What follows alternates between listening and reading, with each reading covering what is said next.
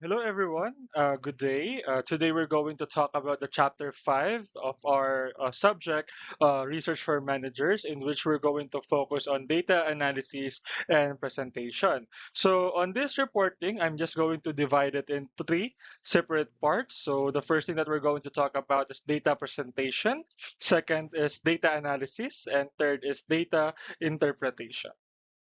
Okay, so we can proceed on the first slide. So, introduction. So, as per the definition, presentation of data is a critical aspect of research and communication involving the visual and textual representations of findings to convey information effectively to different audiences.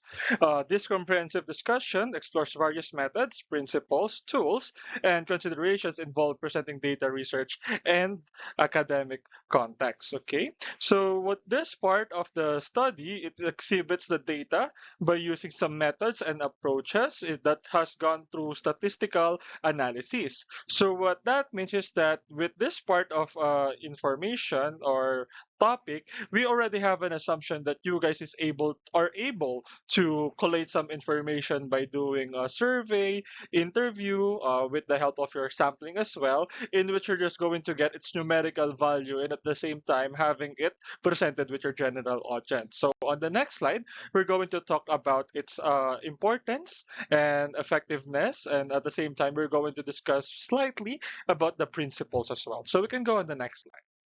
Okay. So one importance of effective data presentation is communication findings. Okay, in which it allows you for quick and efficient understanding of complex information. So, in regards with this matter, you should be able to have effective communication with your general audience for them, or even across various sectors, for them to be able to digest what is your information or topic is all about. So, second, enhance understanding. So, on this part, it needs you to have the complex information to be more accessible and memorable. So what that means is that in terms of you presenting the data, there should be some information that you have to dig deep further. For example, you have to do some review of related literature for you to be able to have some supporting information that yeah, in general supports the data that you're able to gather while you guys do your data collection, right? Again, by doing surveys, interviews, and such. Decision making support, okay, that is one importance as well, as it helps some stakeholders to do some decision based action based on what the information that you're able to gather. And in regards with that, it's really important because making a decision with data will definitely secure the stakeholders' decision or future, as it helps their future plans as well, or even their short and long term goals. And then lastly, last importance of it is the facilitation of discussions, in which as you, as a presenter, you should be able to have complete or organized storytelling. Okay, so in regards with this one, you should be able to be connected with your general audience and drive action based on insights. So just to give you a brief idea, guys, the way for you to create your presentation of data, that you have to align it with on how the your statement of a problem is composed. Okay, so on kung paano siya ginawa, dapat ganoon din yung pagkakalahad ng information ng data na nag-gather nyo. Okay, so you can use different methods and approach for you to be able to be effective in presenting data. So tables is the most common use if your topic is all about comparison. Graphs and charts, that is another method as well if you would like to know some variables that changes over time. Infographics, so it is combination of infos or text with pictures for your audience to have better digestion or absorption of those information that you're telling them. Diagram and flow chart, so it is more on hierarchical structure. So if the most important data, you should be able to put it on the top, and the least important data should be on the bottom as well. And it could also be used for the hierarchical structure of the persons in an organization, and at the same time how they affect to each other or how they are related to each other. And last method is the maps and geospatial visualization. So on this part of method or approach, you have to use GIS or Geographical Information System, and it is focuses more on logistics or movement. So for example, if your research is all about the traveling or logistics of a specific goods, then using a GIS or maps and geospatial visualization is your best option.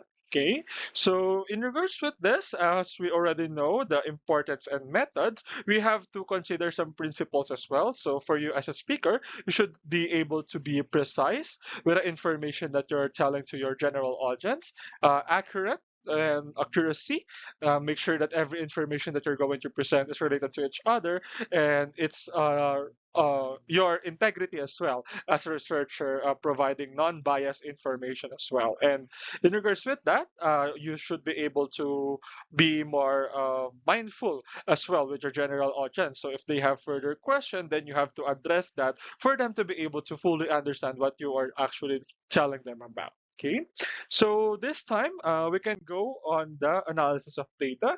So on this part of research, it already been identification of data sets or values that are significant in giving meaning to the tabulated form or research. So based on the definition, it is more on inspecting, cleaning, transforming, and modeling data with the goal of discovering useful information. So the main point onto that is discovering useful information. So we all know that once we do some research, there would be some information that you will be able to gather in which unnecessary, in which not supports your research domain at all. So you should be able to eliminate some information in which irrelevant or not really aligned with what you're actually researching about. Okay, so it also involves various techniques and methods depending on the nature of the data and research. So in regards with this one, having the or getting the highest and lowest value from the tabulated form will definitely help you to know which is the most important data that you are able to collate, and at the same time how you will be able to use it, as again with the help of those methods that we mentioned earlier, by tables, graphs, GIS, geospatialization, and then so on and so forth. So with the hierarchical structure, so those are the information that you need for you to be able to create those data or presentation of data in general. Okay, so this time we're going to talk about the key aspects of data analysis. So data cleaning and error. So it is eliminating some irrelevant data. Okay, so and having it transformed into a suitable format for analysis to ensure accuracy and consistency, as again, it needs to support your research domain. Okay, so second is the EDA or exploratory data analysis, in which employing statistical techniques and data visualization to understand data distribution, detect patterns, and formulate hypotheses. So on this part of key aspect, you should be able to consider the RRLs, as you have to create some or formulate some hypothesis with the better understanding of the existing knowledge that is available. Okay, and then interpretation and communication, so translating analytical findings into actionable insight and effectively communicating them to stakeholders through reports, dashboards, or visualization. So it is more on interpretation of data. So later we're going to discuss it further, but in terms of communication, it's already been on the first part of our report, in which the presentation of data with those techniques that I mentioned as well. Okay. Next is the validation and sensitivity analysis. So on this aspect, it focuses on how it will affect, or how the data that you're able to gather affect the real world settings, okay, on how it can be applicable for real world scenarios. So ethical consideration, so it is all about being unbiased or be vigilant about potential biases for you to be able to pay respect as well with your respondents, as you have to consider their feedback without modifying by just cheating in terms of in terms of your respondents. So that's definitely, because if you're gonna do that, it will definitely affect your research at all, and it will only give some false conclusions. And again, reporting and communication, presenting it to clients, and with the help of the other key aspect earlier, in which you should be able to have some facilitate. You should be able to facilitate its discussion. Okay.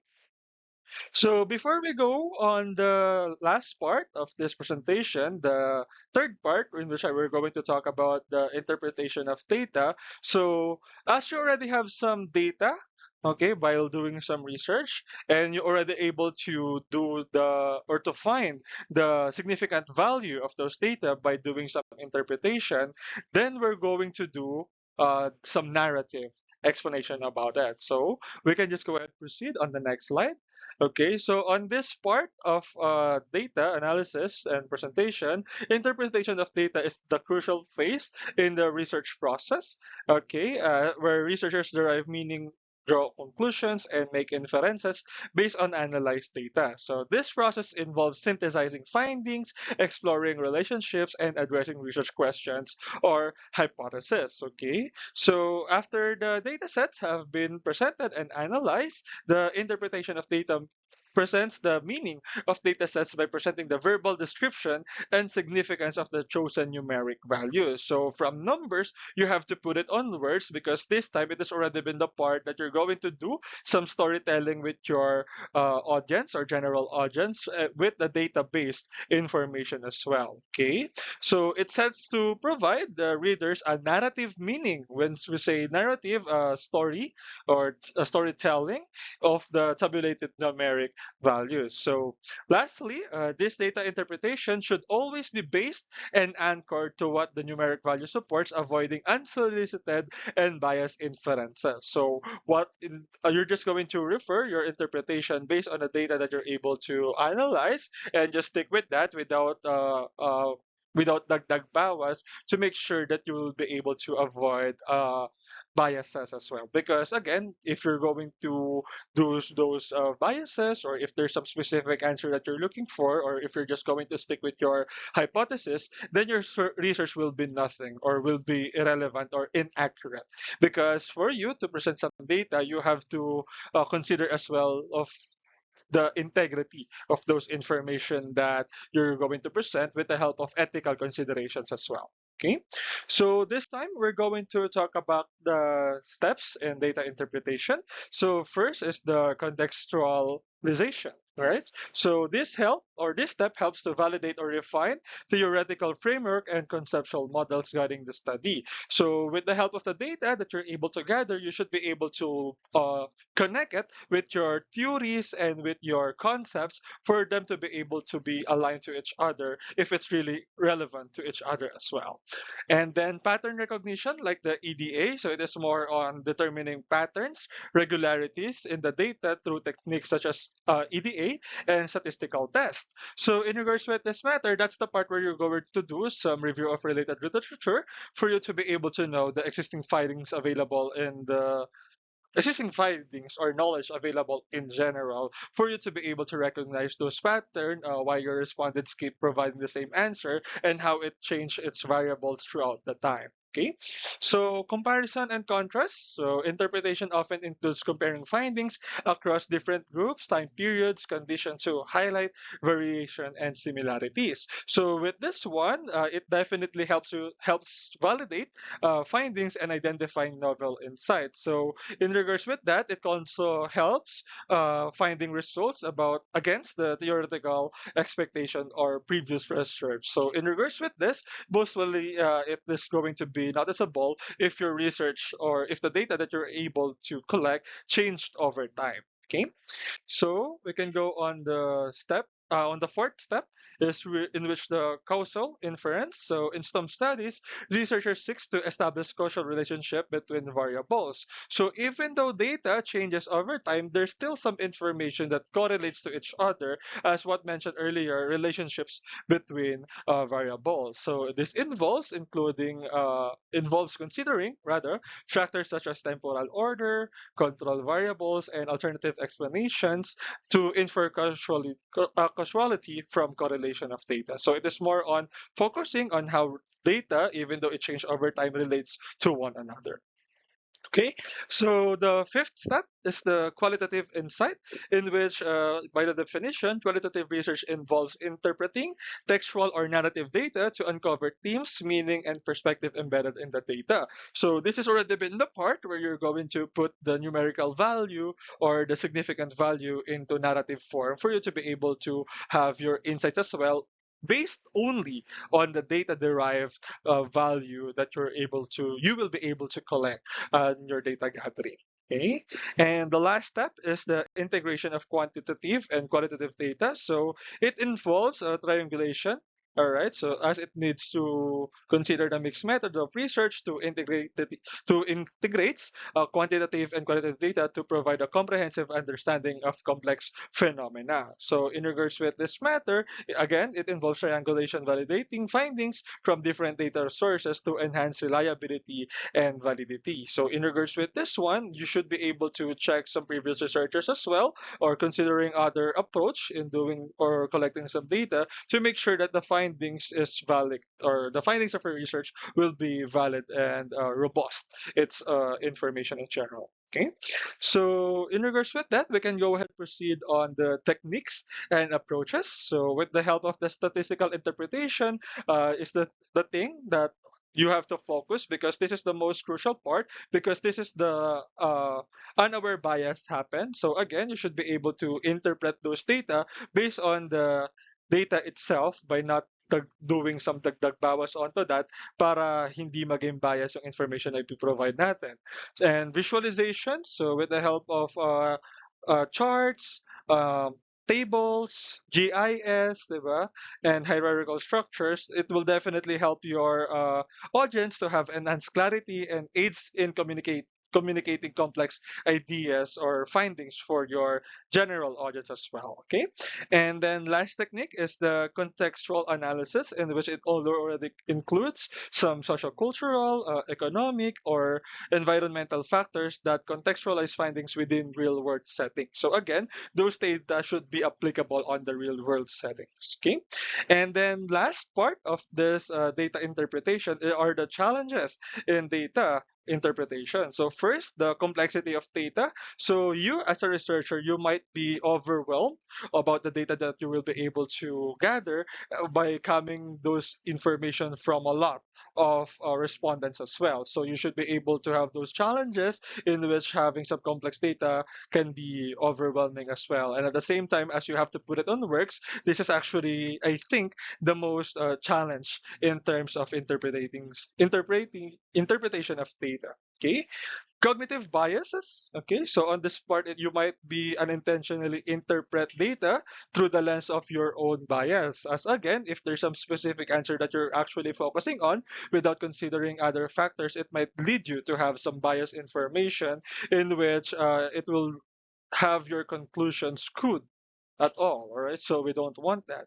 And one last thing is data limitations. So on this part, the challenge onto this is for you to have few resources in general. So having a decision or having a conclusion based on the single data source can be misleading, because you don't provide some review of related literature, you do not have an existing study that supports those data that you're able to gather, so that will be leads for mislead information, and we don't want that. So that is what the EDA is all about, for you to be able to focus on the integrity of the information or the data that you're going to present by doing further research onto it with the help of the other principle that you should be able to have enhanced understanding.